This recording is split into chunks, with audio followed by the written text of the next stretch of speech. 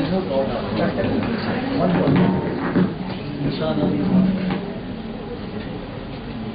is well known for his outstanding work in the field of cancer. Dr. Ravi specializes in oncology and palliative care. He has done a preliminary course with the prestigious Tata Memorial Hospital in palliative care. He has also worked in the Department of Alternative Medicine in Berlin Cancer Hospital. He has also worked at the Lucas Clinic, Switzerland, which is one of the most prestigious hospitals in Europe, giving care to the cancer patients. He is also a consultant with the Sethi Hospital, Mumbai. We as a team also have conducted camps at many places like Pune, Lunada in Gujarat, and also Navy Nagar in Mumbai. And we also wish to continue the same. And I would also like to add a special acknowledgement from the students of VHMC to Ravi sir. He is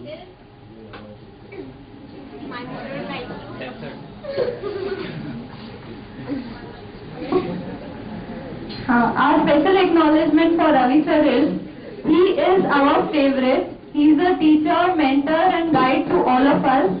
VHMC would have been incomplete without Ravi sir.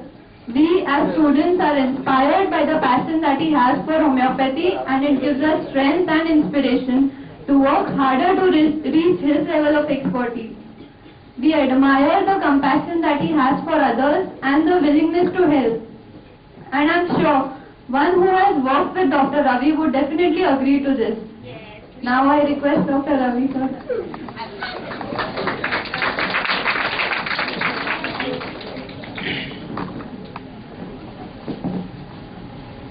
We have few camps which we organize, and this is Dr. Sekha from Sion Hospital. First sir, these are for the cancer care which we have done, and preventive oncology. We do these kind of camps in rural Gujarat, in slums in Mumbai, and promote homeopathy.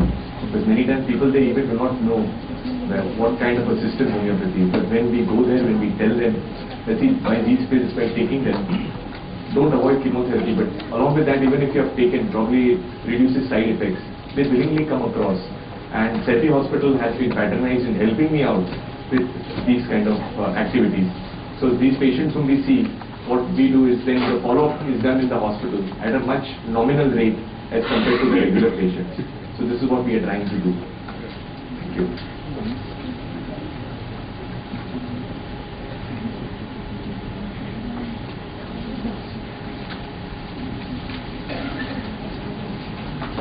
Now doctors, I talk about business, constitutional medicine in pediatrics. We always hear, we see in seminars, we come across articles, one dose given at 20 years eczema disappears, which Rahul was also talking about. Sometimes probably it is possible, sometimes it's not possible. What exactly is constitutional medicine? Secondly, let our philosophy be understood at a scientific medium, which becomes very important in our 21st century. Because we are challenged at every point of time, we are challenged at every explanation, that why this and why that. Do we ourselves have any explanation for it? How can it be possible that I give probably one dose under the tongue and suddenly the patient starts feeling better? Is there a biomechanism in the body which probably works? If there is a biomechanism which works for a disease, probably the biomechanism also be working for a dose which is in a much diluted form. Recently, if you read an article, Limerick Melancholy. Now what he did was, by experimenting on animals, he saw that the choleric, the strong, unbalanced type with excitation, predominant, something like a wild animal, something like a tiger, who can attack at any point of time. Sanguine, a strong, balanced. Now this is what we try to see even in human beings. Strong, balanced, mobile, or quick. Something like a horse. Phlegmatic, the strong, balanced, calm, or slow type. Something like an elephant. Melancholy, the weak type, a deer. Characterized, then the next slide was this Dr. Samuel Hahnemann. Next slide, please. Now, you see this photograph. Lot of children, lot of faces, lot of understanding. One child gesturing, one child looking at the other, one child, here if you see, he's staring at the camera, one child with absolute indifferent look. So there are so many variety of constitution we see in us. when we come in day-to-day practice. Now, human constitution criteria, according to modern medicine or according to biology, is that constitution is largely determined by hereditary, that is the genotype, state of immunity, social factors and habitat. Genotype as well as the state of immunity, again hereditary, very important. When the child is born, automatically after a few days, 15 days or 20 days, people start saying, oh, this child looks like a mother-in-law, this child looks like the father, this child looks like the mother. It is a hereditary. The state of immune system, again, two brothers, two twin brothers living in the same house, born on the same date, same time, everything same. But one gets cold very often, the other does not get cold very often. Why? State of immunity. Social factors and habitat. Nutrition, again very important. A person who comes from Europe and a person who comes from Africa, again the constitutions are again very different. The human constitution is shaped to some extent by external factors, which if they persist can change the morphological and functional properties of the body. Very, very important. A girl who's been born and brought up in a Malabar home, Malabar Hill home, and she gets married to somebody probably in a village somewhere outskirts of Maharashtra or somewhere.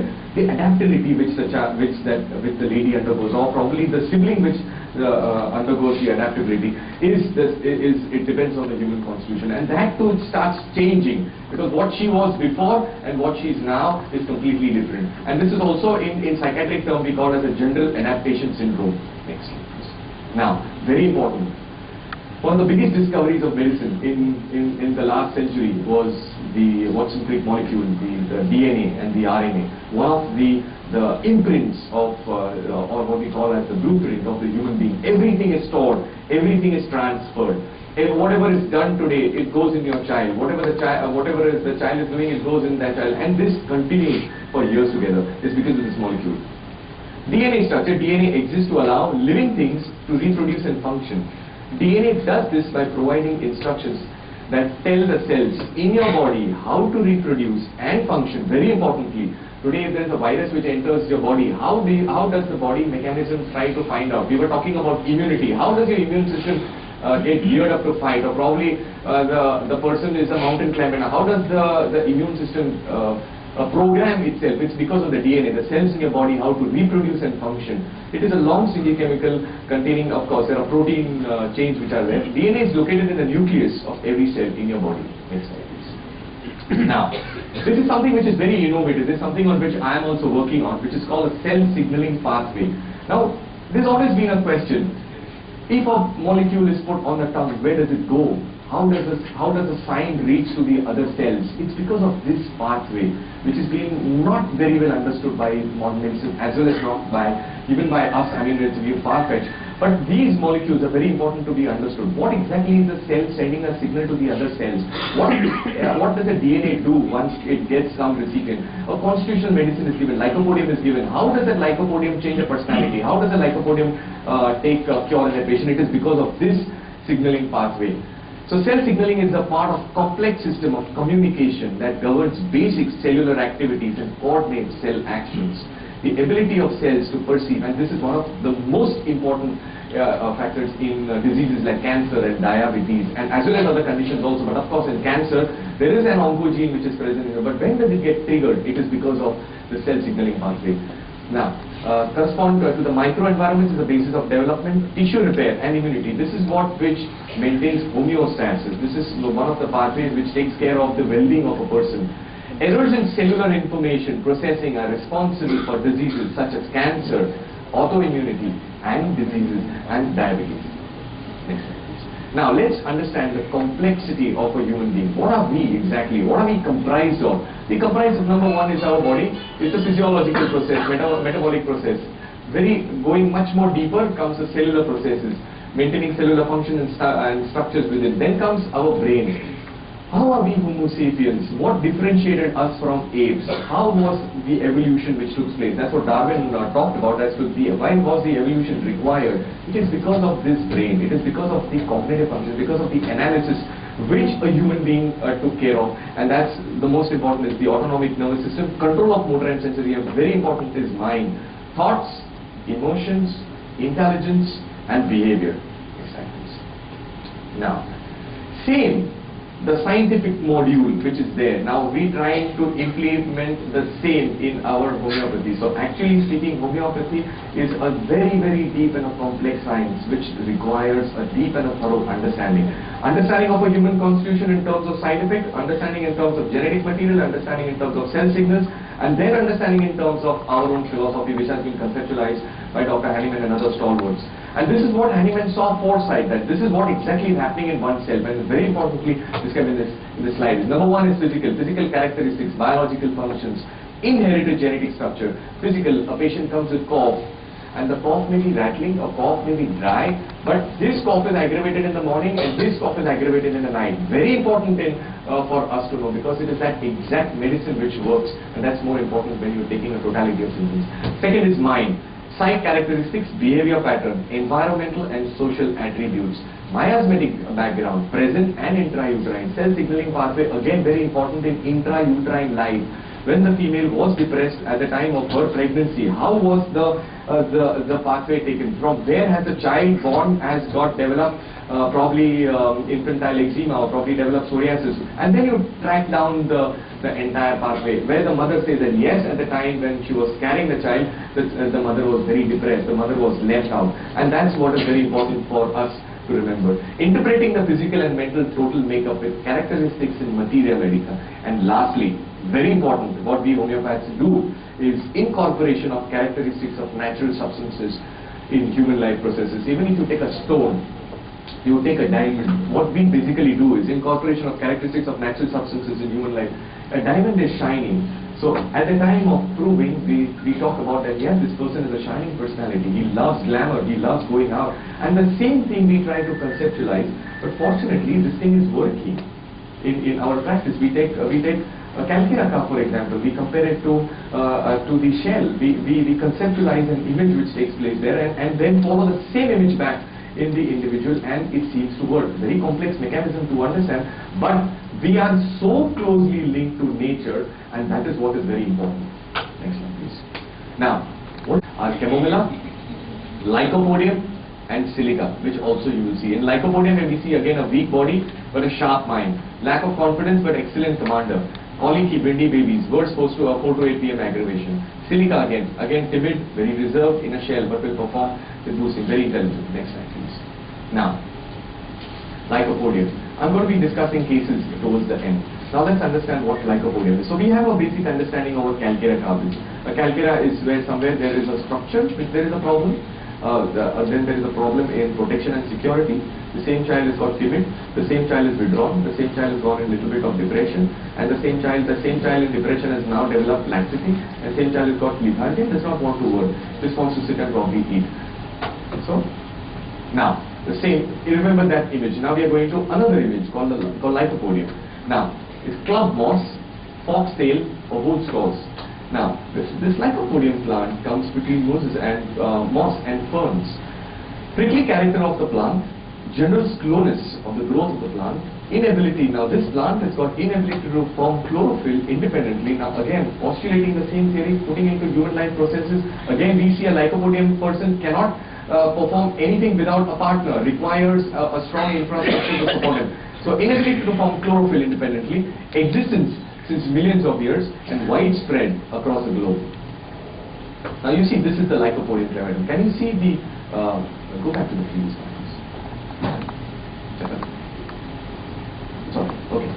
Now, can you see the twin coming up? Now this is what we see as something called as a doctrine, something is our understanding, something as a philosophy. And if you see the plant which is growing, it's very stand and very strong and erect with the plant, with the shrub comes up. And then you see the importance of a companionship required for growth in lycopodium. Next.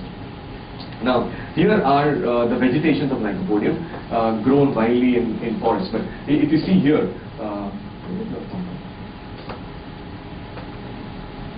if you see here, again, standing out among all the others is lycopodium.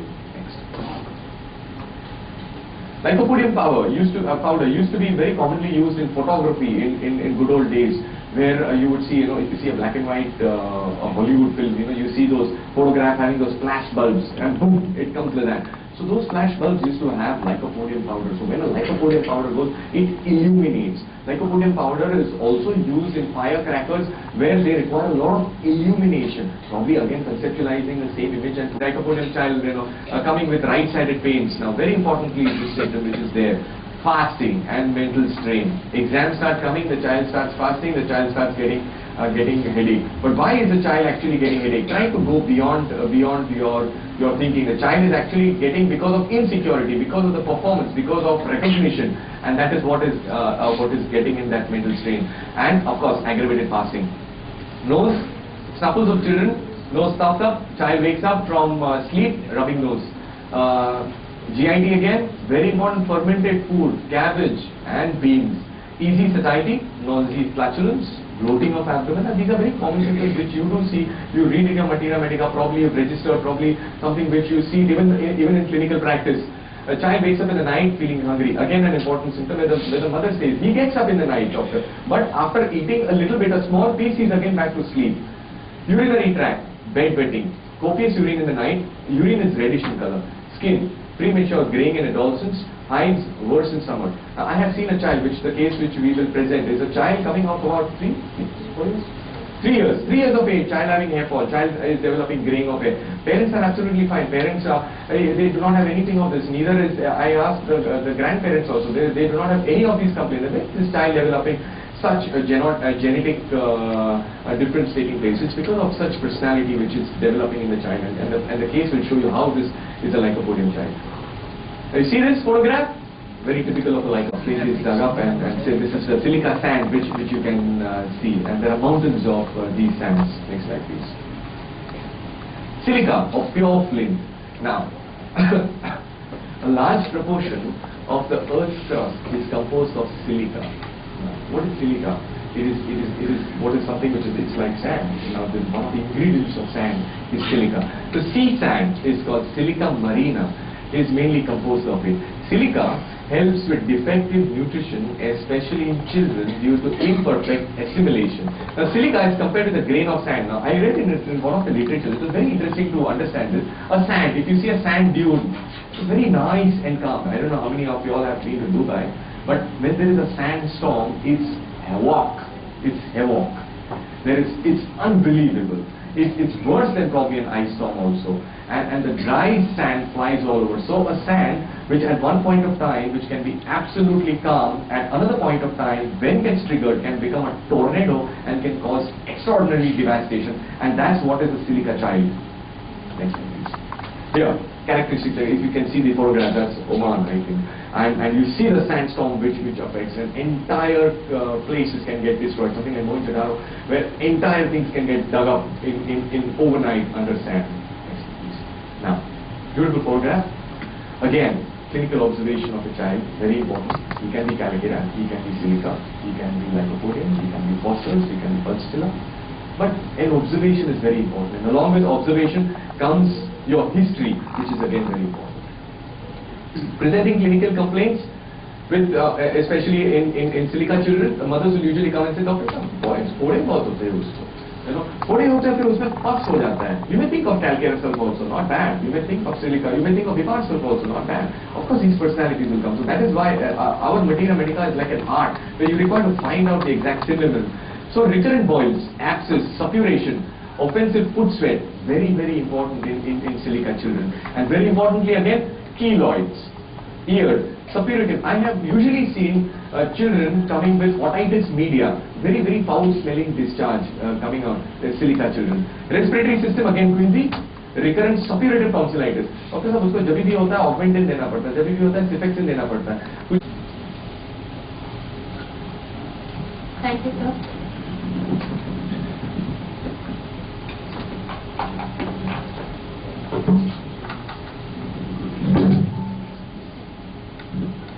Thank you, sir. Before I begin, I just want to say something to Dr. Rahul Joshi. You said that it's best to have a father who's a doctor. But I think it's even better when we have mentors like you guys.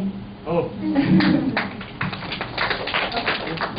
I was just worried. I thought you were going to say we are father-like or something. I was a bit worried. Okay, so I'm going to be presenting 3 cases that I have seen with Dr. Ravi.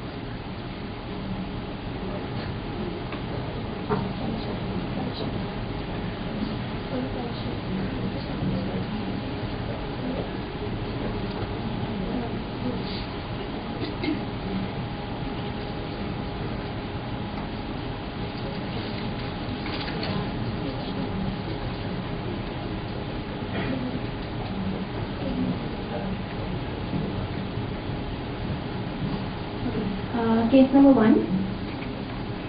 It's a case of Master B, 6-year-old male child. Now, the child came with a complaint of a rash on the abdomen since about 1.5 years. It would typically begin as a cystic eruption, and there was a lot of itching, and also once he would scratch it over a period of time, those eruptions became hyperpigmented. The mother said that the itching was always better after the child had a warm bath. Apart from that, he also had hyperpigmented spots on the face. But surprisingly, there was no itching or any other symptom or modality related to that. Now, in the personal history, this child was more on the obese side. His appetite was good, not really very large or something, just normal for a child. Occasionally he would be constipated, but when he would be, then it was not like less quantity or something. He just wouldn't pass food for like 2 days. He would bedwet, which is not a very normal thing for a 6-year-old child. And during sleep, he would clench his teeth. Perspiration was more on the neck and the scalp, and something that was characteristic was he would crave sweet things. As a child, he was very emotional. He was very sensitive to people telling him something. Like he could not take his father scolding him. Timid child, doesn't mix with people very well. Stays away from quarrels. When he goes to school, he has his set friends. But if there's any problem happening or something, he'll just stay away from it. His work is always incomplete. In school, his teachers always keep complaining, but it doesn't matter to him. He's very lazy, and he wants to do things at his pace and his way. So, keeping these things in mind, the totality we took was emotional, timidity, slowness in work, sensitive to the sufferings of others, sensitive to rudeness, perspiration more on scalp, craving sweets, rectum constipation, bedwetting, and hyperpigmented spots in the skin. The repertorial totality, the repertorization table is in front of you, and as you can see, Calcaria carb came as the first remedy. Like you see that, if you see the repertoire totality, it shows again oversensitive emotions, again timidity, sensitive rudeness too, which you would see with his father. If his father would say anything, he would be very, very sensitive towards it. Discoloration again white. So what we've done is, and as we try to use repertory as a tool, very importantly, don't use repertory as something which is the first remedy comes, no, you prescribe it. No, you try to analyze into every point, because use it like a tool. So, and if Calcaria comes and it fits into your particular personality which you're trying to think, please prescribe it. It works magic. And constipation children, yes. So the first prescription given on 26th of July was Calcaria Carb 200, 1 dose in water. That is the divided doses method. Once a day, every morning, followed by placebo in the evening. The follow-up in August, the itching was better. There were no new eruptions and new spots. The constipation seems better in terms of the frequency that it would happen. It was not as much. And overall, the mother said the child was otherwise doing fine. So we repeated a dose of Calcaria Carb, again the same way, divided doses. Yeah, so what we did was, again we repeated Calcaria Carb. The reason for repeating Calcaria Carb, we didn't want to increase the potency, because the child was doing very well better. But of course there were no new eruptions, constipation seemed better. So probably we always thought that yes, the remedy is working, and why not we give one more dose to see to it that there is a response. It's upon a homeopath's judgment, so after all it comes, or everything. Sorry, Dr. Fatima, where do you come ahead? Come ahead. So again, that is the reason why we gave Calcaria Carb 200. Again, dose and Jasminepora is what we have named SL of item. And